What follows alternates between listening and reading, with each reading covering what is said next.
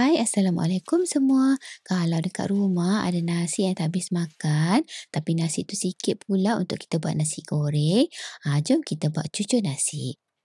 Saya gunakan 2 cawan nasi sejuk, 1 biji telur dan masukkan 1 cawan air. Lepas tu kita kisar hingga halus. Kemudian kita masukkan bahan kisar tadi ke dalam mangkuk. Lepas tu kita masukkan bahan aksesori dia. Ini saya gunakan daun bawang, hirisan carrot dan juga cili merah. Okey, lepas tu saya masukkan je jari ketam.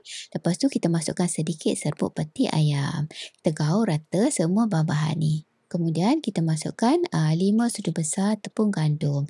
Adunan ni dia tak boleh terlalu cair dan juga tak boleh terlalu pekat. Panaskan minyak, kemudian kita goreng cucur menggunakan api sederhana.